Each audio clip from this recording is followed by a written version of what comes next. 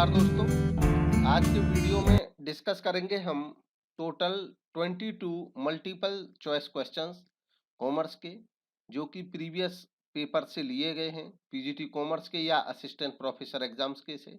और ये पूरी सीरीज ही महत्वपूर्ण है उन सभी एग्जाम्स के लिए जिनमें कॉमर्स के एमसीक्यूज पूछे जाते हैं। खासतौर पे पीजीटी कॉमर्स, टीजीटी कॉमर्स और असिस्टेंट प्रोफेसर कॉमर्स के लिए ये क्वेश्चंस काफी महत्वपूर्ण हैं। इनकी जो पीडीएफ है ये भी मैं वीडियो के साथ ही अपलोड कर देता हूं टेलीग्राम चैनल पे। टेलीग्राम चैनल का लिंक मेरा दिया गया है, इसी वीडियो के डिस्क्रिप्शन में आपको मिल जाएगा। उस लिंक से आप डाउनलोड, उस लिंक पे जाकर के आप मेंबर बन सकते हैं और वहां से आप पीडीएफ भी डाउनलोड कर सकते हैं। साथ ही साथ समय समय पर जब कोई एग्जाम आता है, किसी की एडवर्टीजमेंट आती है, डेट आती है, तो उस समय पे मैं उस एग्जाम से रिलेटेड जो प्रीवियस पेपर्स हैं या मॉडल क्वेश्चंस हैं वो भी अपलोड कर देता हूं अपने आप। ऐसा बिजनेस की वजह से संभव नहीं हो पाता है कि हर बार जब कोई डिमांड करे तो मैं उसी के साथ दे पाऊं वो मटेरियल, लेकिन ये तय है कि जब मौका आता है, जब समय की रिक्वायरमेंट होती है, उस समय मैं सारी चीजें अपलोड कर देता हूँ। अभी तक का जो मटेरियल है हमारा वो ज़्यादातर इंग्लिश में ही है, लेकिन चूंकि ये जो सीरीज चल रही है इसमें हम एमसीक्यूज को हिंदी में भी कन्वर्ट करते हैं, साथ ही साथ आप हिंदी में भी पढ़ सकते हैं। तो जैसे ही ये 1000 क्वेश्चंस कंप्लीट हो जाएंगे, 1000 एमसीक्यूज की कंप्लीट पीडीएफ में मैं प्रोवाइड करा दूंगा। अपने इसी टेलीग्राम ग्रुप में आपको मिल जाएगी, वो सब फ्री ऑफ कॉस्ट ही है, आप वहां से डाउनलोड कर सकते हैं। तो हिंदी के एमसीक्यूज भी आपको तब मिल जाएंगे, बहुत सारे लोगों की रिक्वायरमेंट है।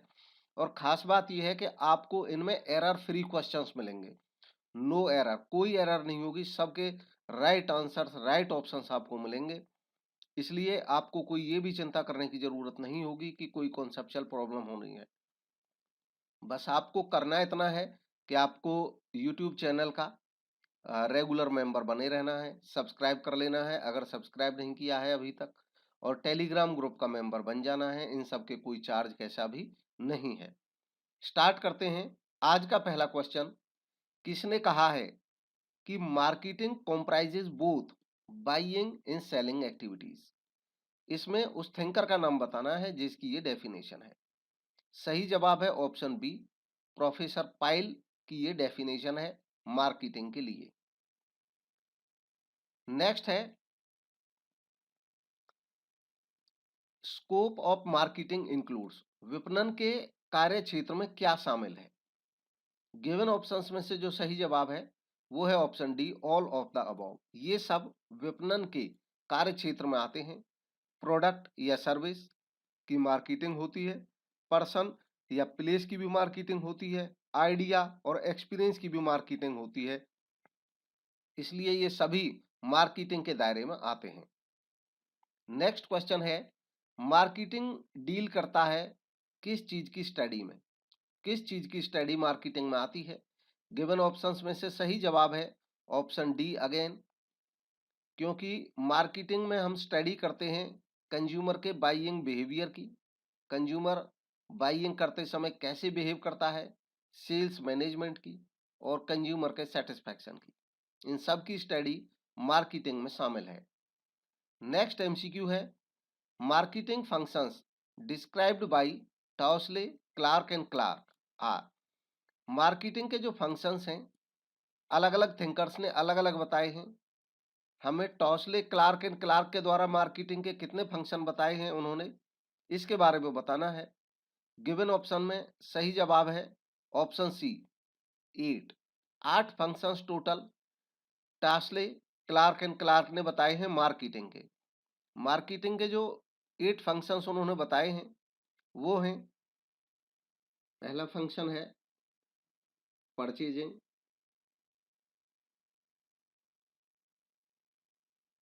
नेक्स्ट है, चाहे तो नोट कर सकते हैं इनको, स्टैंडर्डाइजेशन, स्टैंडर्डाइजेशन। थर्ड फंक्शन है, ये मार्केटिंग के फंक्शन इन्होंने बताए हैं, कलेक्शन। फोर्थ फंक्शन है ट्रांसपोर्टेशन।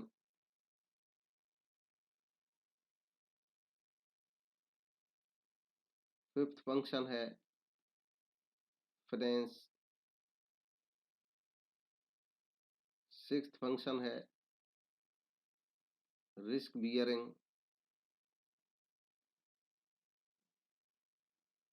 सेवंथ फंक्शन है मार्केटिंग प्रमोशन।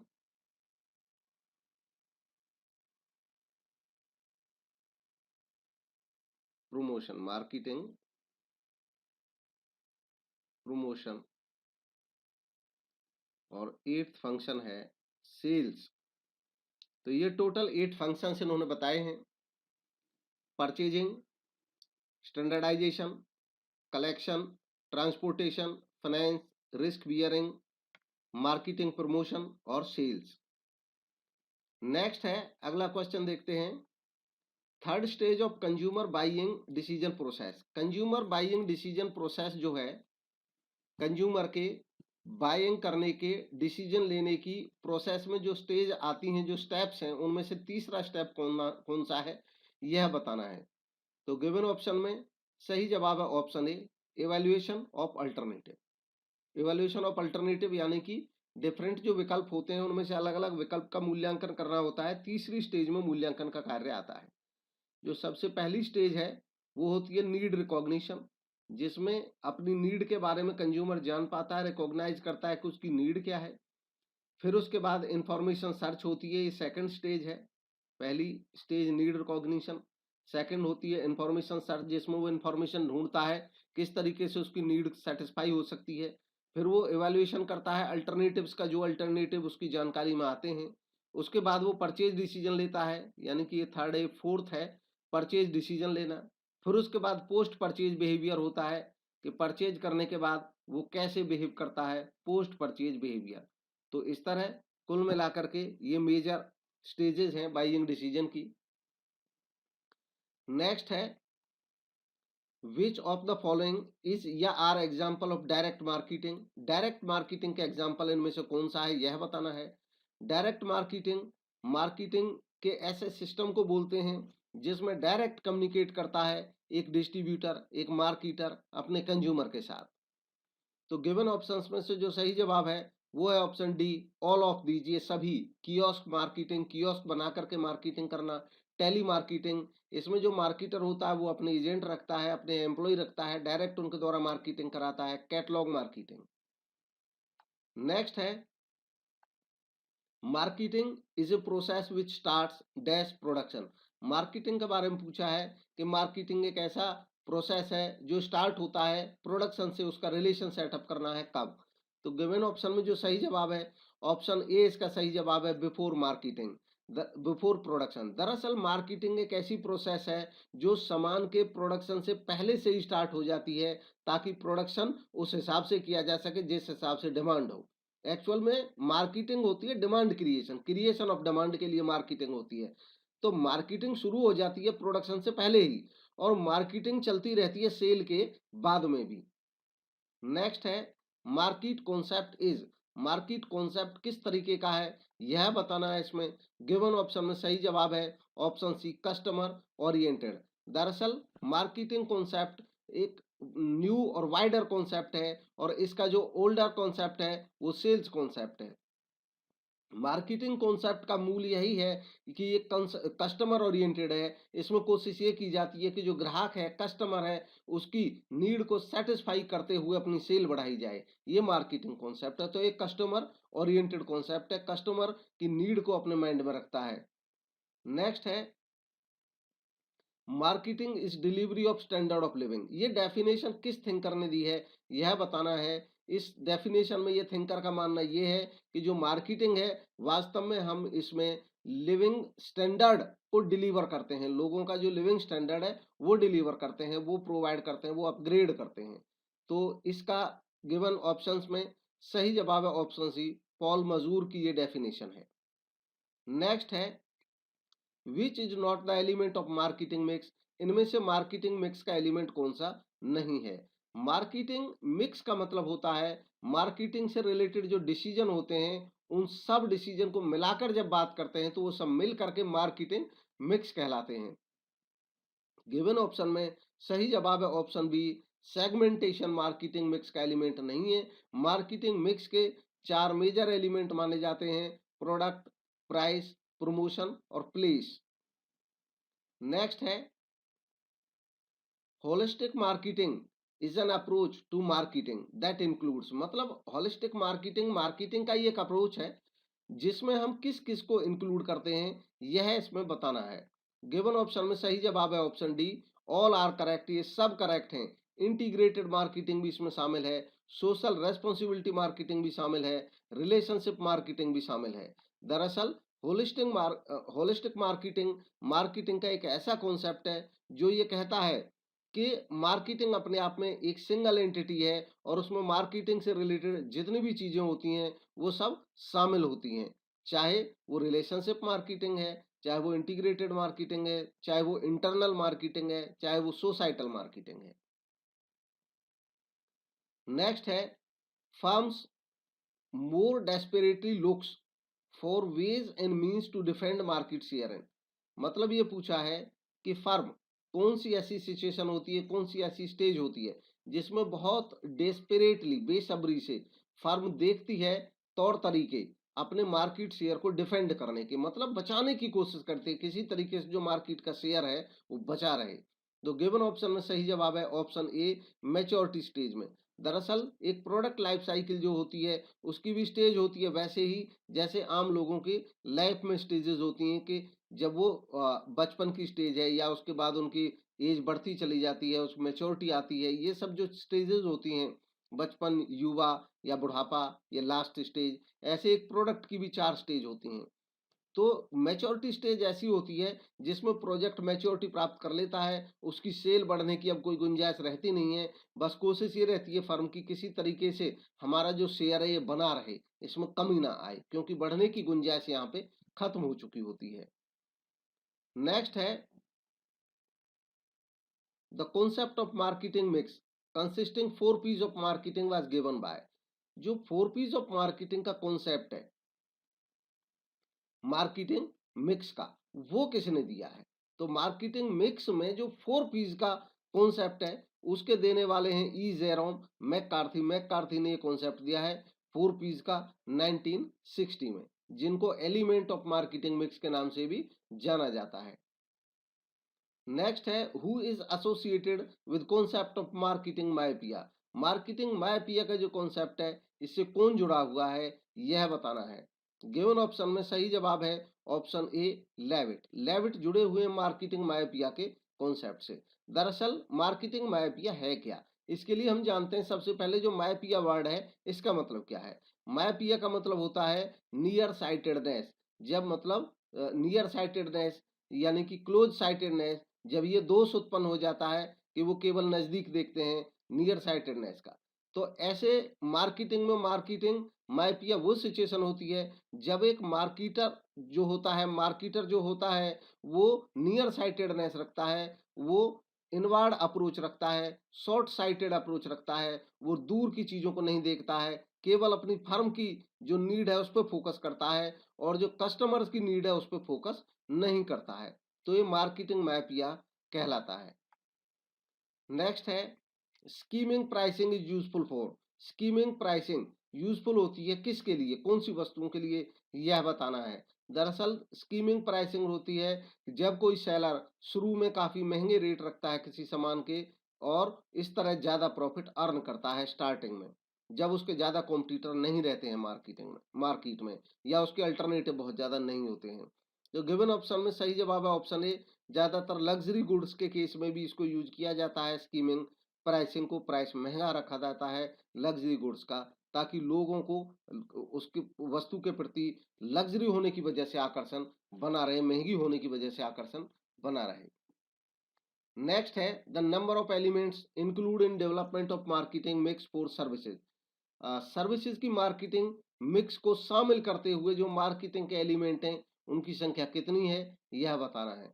तो गिवन ऑप्शन में जो सही जवाब है अवेलेबल ऑप्शंस में से ही केवल बताना है। अवेलेबल ऑप्शंस में से जो सही जवाब है वो है ऑप्शन डी, 7। दरअसल मार्केटिंग के जो पहले 4 पीज थे मार्केटिंग मिक्स के, प्रोडक्ट, प्राइस, प्लेस और प्रमोशन, वो माना जाता है कि वो एक फिजिकल गुड से रिलेटेड हैं। अब सर्विसेज के लिए भी कुछ पीज की जरूरत है, कुछ एलिमेंट्स की जरूरत है मार्केटिंग मिक्स में, जिसमें 3 पी और जुड़ जाते हैं। तो पहले जो ओरिजिनली 4 पी थे वो थे प्रोडक्ट, प्राइस, प्लेस, प्रमोशन। ये ओरिजिनल 4 पीस थे। इनमें 3 पीस और जुड़ गए जो कि खास तौर पे सर्विसेज की मार्केटिंग से जुड़े हुए हैं, और वो 3 पीस हैं। सबसे पहला पीपल, क्योंकि सर्विस के लिए लोगों का होना जरूरी है उसके कंजम्पशन के लिए। Physical evidence,